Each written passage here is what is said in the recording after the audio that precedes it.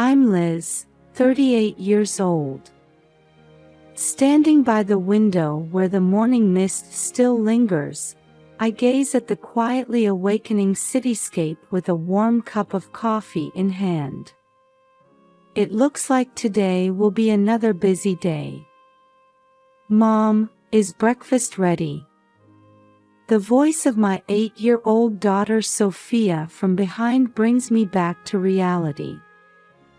As I turn around, I see her still in her pajamas, looking up at me with her hair still mussed from sleep. Good morning, Sophia. It'll be ready soon. But first, go brush your hair, okay? Sophia nods silently and slowly leaves the living room.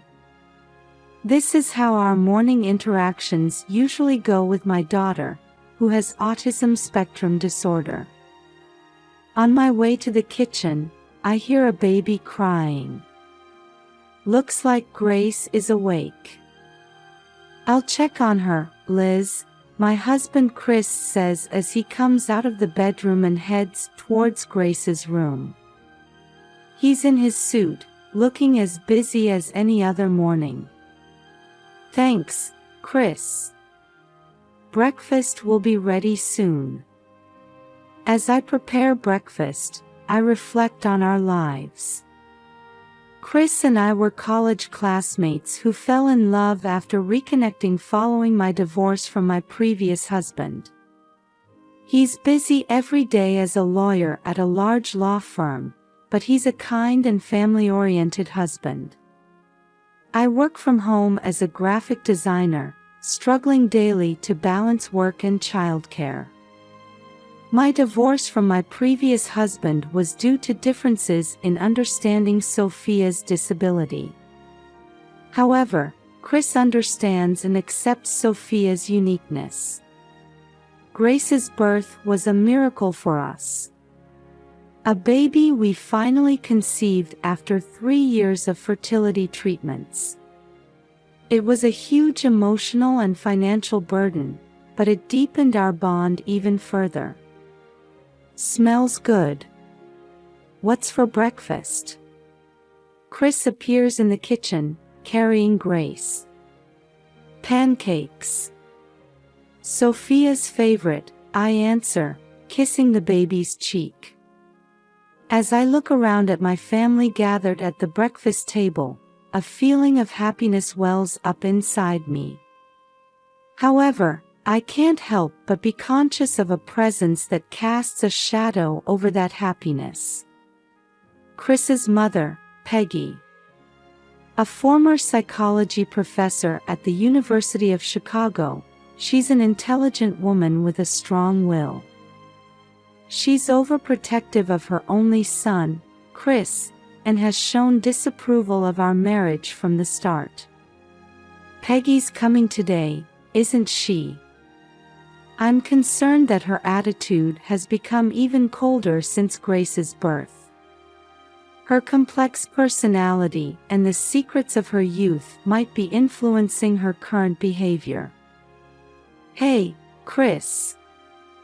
Are you sure about this barbecue party today? Don't worry, Liz. Mom will be happy too. Although I nod at Chris's words, anxiety remains in my heart. No one yet knows that this happy morning scene is the prelude to an unimaginable tragedy. I was busy preparing the barbecue grill as early summer sunlight flooded the garden. The bustle of Lincoln Park Zoo could be faintly heard. Liz, where's the ice? I turned around at Chris's voice to see him standing there with a cooler. In the freezer in the garage. Hurry and bring it, I answer, wiping the sweat from my forehead. It'll melt quickly in this heat. Several tables are already set up in the garden, decorated with balloons and a "Welcome Baby Grace" banner. This barbecue party, adopting the traditional American form of a baby shower, is also part of our neighborhood socializing. Wow, it looks amazing. Our neighbor Sarah entered the garden, carrying a homemade apple pie. Thank you, Sarah. I'm glad you could come, I greet her with a smile. I'm truly grateful for the warmth of our neighbors.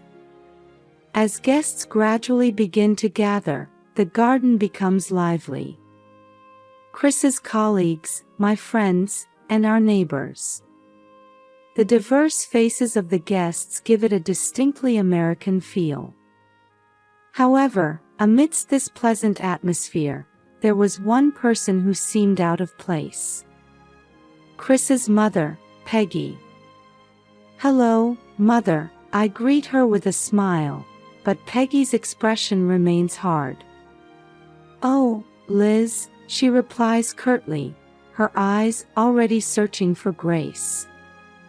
Grace is inside. We're keeping her in the air-conditioned room because it's so hot, I explain. I see. I sense a hint of disappointment in Peggy's voice. Something feels off. As the party progresses, I can't help but worry about Peggy's behavior. She seems to be constantly checking Grace's whereabouts and watching my movements. Hey, Chris, I whisper to my husband. Doesn't your mother seem a bit strange? Chris frowns. You think so? It's not like her, but... At that moment, Peggy approaches us. Liz, I'd like to talk to you about something. Peggy's voice carries a hint of suppressed anger. Of course. What is it? About your past. Peggy looks around before continuing in a low voice. Your divorce history and the time you were a single mother. I catch my breath. Why bring this up now? Mother, is there a problem with that? I ask. Problem? Yes, a big problem. Peggy's eyes flash sharply. You're ruining my son's life. What? My voice unintentionally rises. Chris hurriedly steps in. Mom, stop it. This isn't the place to. But Peggy wouldn't listen. You're after Chris's money, aren't you? I know about your struggles as a single mother. But I won't let you use my son. I freeze at Peggy's words. I had no idea she thought of me this way. The guests around us look confused by this unexpected turn of events. Mother, you've misunderstood. I truly love Chris. Just then, we hear Grace crying from inside the house. Oh, Grace is crying. Peggy suddenly changes her tone. I'll go check on her. With that, Peggy quickly heads into the house. Chris, we should go too, I say, unable to suppress my anxiety, pulling Chris's hand towards the house. As we enter, we see Peggy holding Grace in the living room. At first glance, it looks like a normal scene between a grandmother and grandchild, but something is off. Peggy's expression is more severe than I've ever seen it. Mother, please give Grace to me. I reach out, but Peggy backs away. Don't touch her. Her voice is trembling. This child. Chris approaches his mother with a confused expression. Mom, what's wrong? Give Grace to Liz. But Peggy shakes her head violently. No. This child isn't Chris's.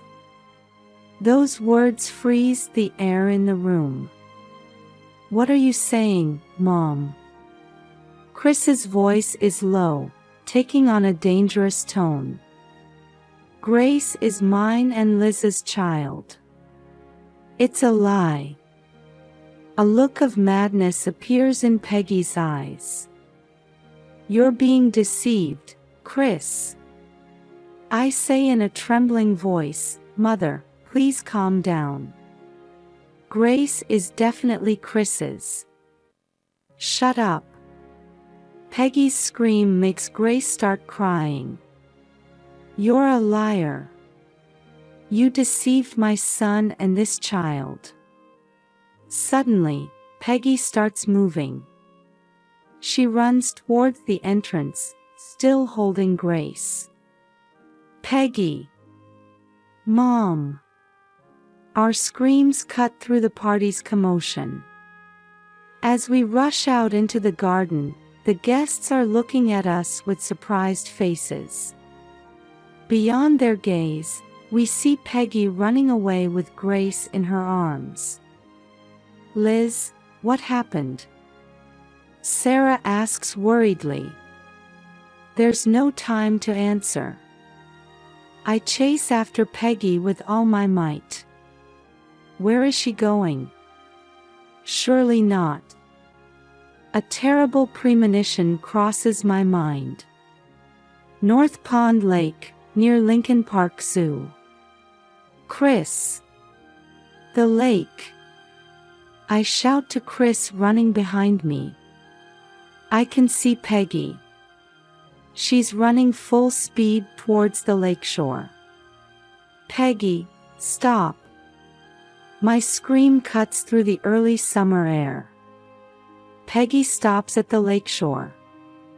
As she turns around, I see a mixture of confusion and determination on her face.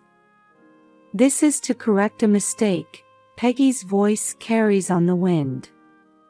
And then, an unbelievable scene unfolds before my eyes. Peggy tries to throw Grace into the lake. No!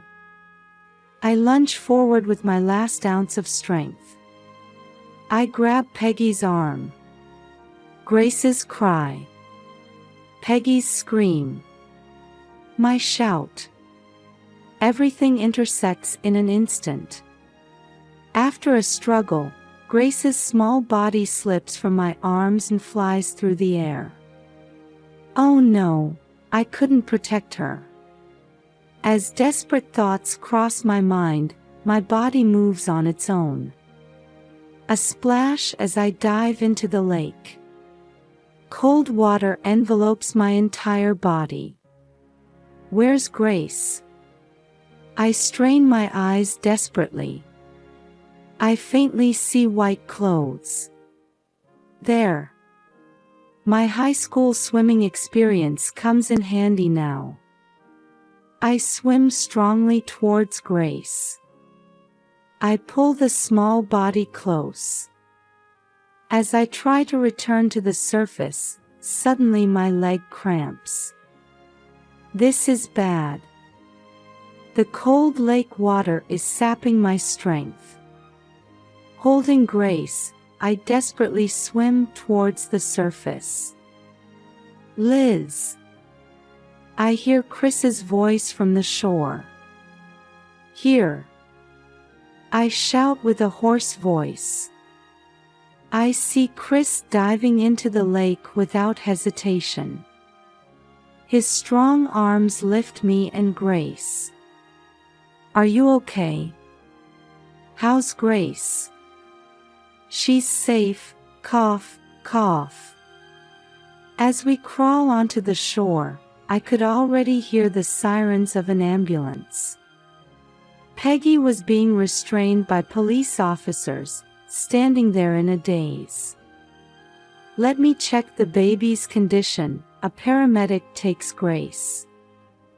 I hand over my daughter with trembling hands.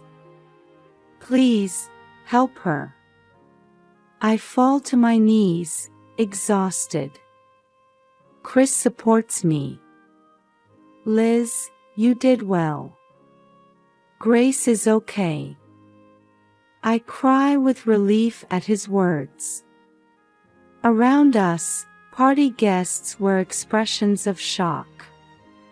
Sarah brings us a blanket. Ma'am, you need to be examined too, another paramedic calls out to me. As I nod and stand up, my eyes meet Peggy's. Her eyes show a hint of regret. Why? Peggy doesn't answer my question. While the police take her away, Chris watches his mother leave with a complex expression. Chris, You don't need to say anything. Just rest now. I lean into his gentle voice as we get into the ambulance. As the sirens blare on the way to the hospital, I can't help but think about the meaning of this incident. Why did Peggy do such a thing? What will happen to our family now? As anxiety and fatigue wash over me, I close my eyes. Mrs. Liz Johnson. At the nurse's voice, I stand up from the waiting room chair. Chris is supporting me. Yes, that's me. I'll show you to the examination room. We have the baby's test results too. At those words, Chris and I exchange glances. Grace, please be okay. As we enter the white-walled examination room, a young female doctor is waiting. Hello, Mr. and Mrs. Johnson. I'm Dr. Sarah Chen. She shows a warm smile. Let me start with the good news. Your daughter is safe. At those words, my tension immediately dissipates. Chris squeezes my hand tightly. Thank you so much. My voice trembles. However, since she swallowed some water, we need to keep her under observation for 24 hours. We'll monitor her carefully due to the risk of pneumonia, Dr. Chen explains. Chris asks with a serious expression, is there anything else we need to be careful about? The risk of hypothermia has passed, but please be careful to keep her warm, at least for tonight. Also, we need to watch for stress reactions after the near-drowning incident. Dr. Chen adds gently, seeing our expressions, don't worry. Grace is a strong girl. Next, the doctor turns to me. Liz, about your test results, fortunately, there are no major issues. However, you're showing symptoms of acute stress disorder. Acute stress disorder. I repeat the words. Yes. There's a possibility it could develop into post-traumatic stress disorder due to this incident. I recommend counseling. Chris quietly says, we'll make sure she gets it. Dr. Chen nods and starts writing a prescription. I'll prescribe these medications. They're sleeping pills and anti-anxiety medication. Please use them appropriately. As we stand up, Dr. Chen adds, oh, and the police are here. They want to talk to both of you. Chris's expression clouds. I understand. As we step into the hallway, a uniformed police officer is waiting. Mr. and Mrs. Johnson, may I have a word?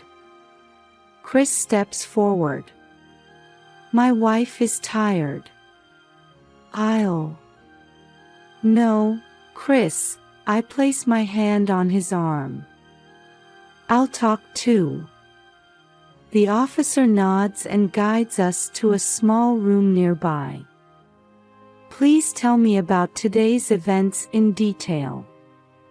Chris and I take turns explaining everything from the barbecue party to the incident at the lake. The officer takes notes, occasionally asking questions. Peggy Johnson is your mother-in-law, correct? Yes, Chris answers. My mother, she's been acting a bit strange lately. In what way? Chris hesitates before slowly beginning to speak. My mother had a secret. That I was adopted. I look at my husband in surprise. Chris is adopted. The officer frowns. How does that relate to this? Chris lets out a deep sigh. When my mother was young, she had an unwanted pregnancy. That child, me, she gave up for adoption. A heavy silence falls over the room. And that relates to this incident, the officer prompts. Yes, Chris nods. My mother had been carrying this secret for years. And when we had a child, I take over from my husband. Peggy convinced herself that I was deceiving Chris. That Grace wasn't really Chris's child. The officer nodded in understanding. I see. Peggy Johnson is currently undergoing a psychiatric evaluation. The next steps will be determined based on those results. As we stand up, the officer adds, you've been through a terrible experience. Please, make sure to rest. As we leave the room, fatigue suddenly overwhelms me. Liz, it's okay now. Let's go home, Chris says. I nod weakly. Yes, let's go home. But, what will happen to us now? With that anxiety in my heart, we quietly leave the hospital. The morning sun streams through the window as I wake up. Chris is breathing steadily beside me. If only yesterday's events had been a dream. I think as I head towards the baby's room. As I approach Grace's crib, I can see her small body moving. A sigh of relief escapes me. Good morning, my angel. As I pick her up, Grace touches my face with her tiny hands. That warmth gradually dissipates yesterday's fear. Liz. Chris's voice calls out. Are you okay? Yes, I'm fine. I turn around to see my husband standing there, looking worried. Grace seems fine too. Chris comes closer and embraces us. I'm so glad, really glad. Just then, the doorbell rings. Who could it be, so early in the morning? Chris heads to the front door. On the other side of the open door stands a familiar face. Dr. Chen. Good morning, Dr. Sarah Chen says with a smile. I'm sorry to intrude. I came to check on Grace. We invite the doctor in. Yesterday was quite an ordeal, Dr. Chen says as she examines Grace. But this little one seems to be doing very well. Chris shows a relieved expression. However, something else lingers in his eyes. Doctor, Chris speaks up. Do you have any information about my mother? Dr. Chen hesitates for a moment before slowly answering. Peggy is currently admitted to the psychiatric ward. While we don't have detailed diagnostic results yet. But I prompt. It's likely she has complex PTSD.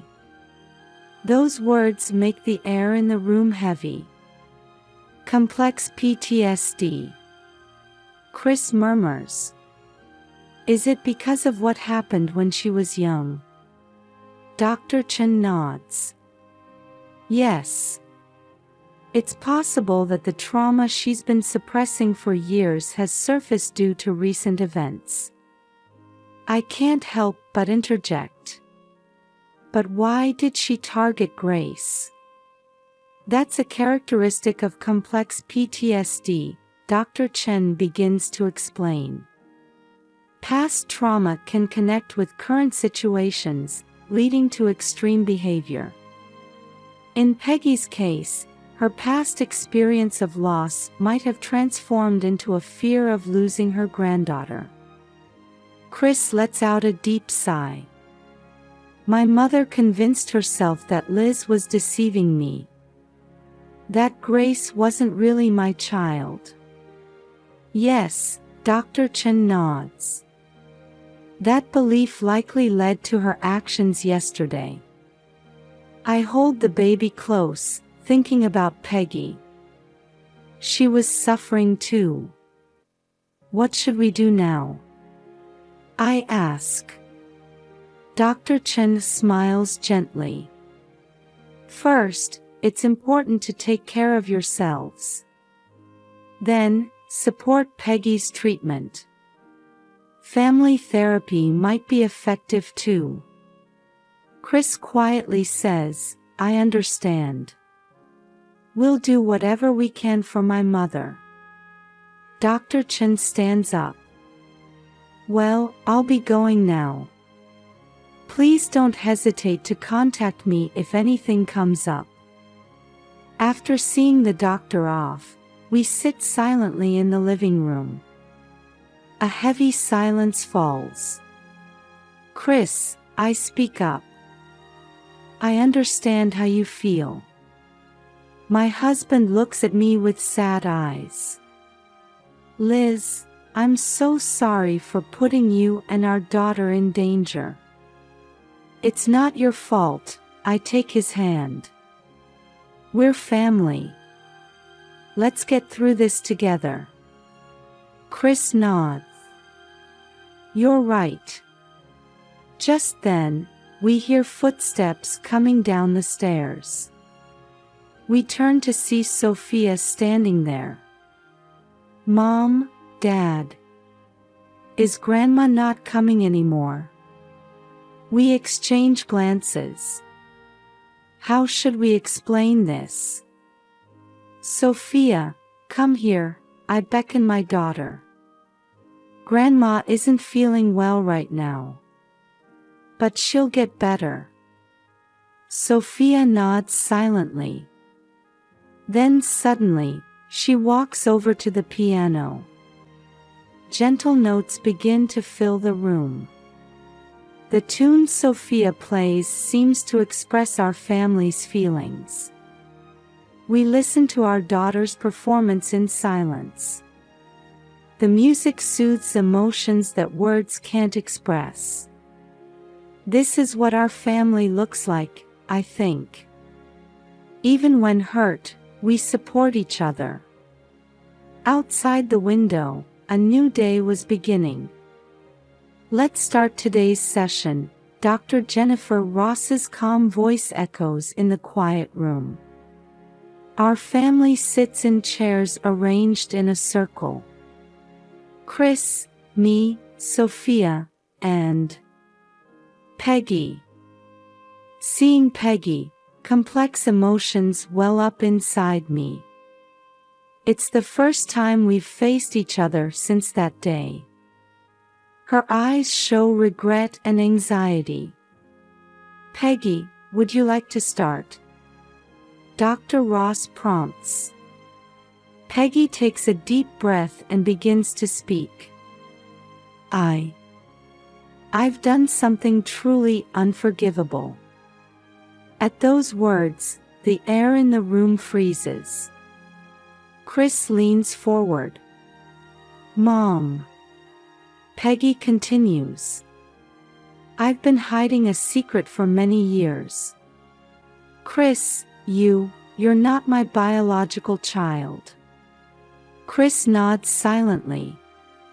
He already knew this fact. When I was young, I had an unplanned pregnancy. And that child, you. I gave up for adoption. Peggy's voice trembles. Since then, I've lived with this guilt and regret. Dr. Ross quietly asks, how did that experience connect to the recent incident? Peggy closes her eyes, searching for words. When Grace was born, I was reminded of my past loss. And I was driven by the fear that I might lose Chris. But why did you think I was deceiving Chris? I can't help but interject. Peggy looks at me apologetically. Liz, when I learned about your past, your divorce history and financial struggles, I imagined the worst. I thought you might be using Chris. Mom, Chris's voice resonates low. Liz and I conceived Grace after a long struggle with infertility treatments. I never told you about that process. Chris begins to explain in detail the hardships we experienced with infertility treatments. The repeated failures, the days we almost gave up. The days we kept hoping despite everything. I take over from my husband. Peggy, Grace is undoubtedly Chris's child. She's the fruit of our love. Tears well up in Peggy's eyes. Oh, what have I done? I was so trapped in my own fears that I hurt you all. Dr. Ross says quietly, past traumas can greatly influence current behavior. Peggy, you're now facing and trying to overcome that trauma. In the silence that follows, Sophia suddenly stands up. Grandma, her voice is small but clear. I loved the cookies you used to make. Will you make them for me again? Peggy looks surprised, then smiles through her tears. Yes, of course, Sophia. At that moment, the atmosphere in the room softens. Dr. Ross says gently, family bonds can sometimes be hurt. But by understanding and forgiving each other, they can become even stronger. As the session ends, we quietly leave the room. Outside in the hallway, Peggy approaches me. Liz, I'm truly sorry, her voice is shaking. For putting you and Grace in danger. I take a deep breath and look into Peggy's eyes. Peggy, you were suffering too. From now on, let's move forward together, understanding each other. Hope shines in Peggy's eyes. Thank you, Liz. Chris comes closer and gently embraces his mother and wife. We're family. Let's overcome this together. We nod silently at his words. Repairing damaged bonds isn't easy. But we have the courage to move forward, one step at a time. In the car on our way home, Sophia said in a small voice. Hey, why don't we all go on a picnic next time? We look at each other and smile. It feels like we're starting to see the shape of our new family. 6 months later, a small girl stands at the center of the stage, bathed in the brilliant lights of the Chicago Symphony Orchestra concert hall. Sophia takes a deep breath and sits at the piano. In the audience, we, her family, watch with nervous expressions. Chris whispers, "Do your best, Sophia." I hold Peggy's hand, sitting next to me. She smiles warmly in return. And then, beautiful music fills the hall. Sophia plays Chopin's Fantasy Impromptu. The audience is captivated by her music. I close my eyes and think back on the past 6 months. Family counseling, reconciliation with Peggy, and Grace's healthy growth. Our journey of overcoming difficulties resonates with Sophia's music. As the piece ends, loud applause erupts. Sophia looks at us with a beaming smile. At that moment, I was certain. No matter what trials await us, we can surely overcome them. Because we are family. On the way home, holding Grace, I looked up at the sky. A new morning awaits us, filled with hope.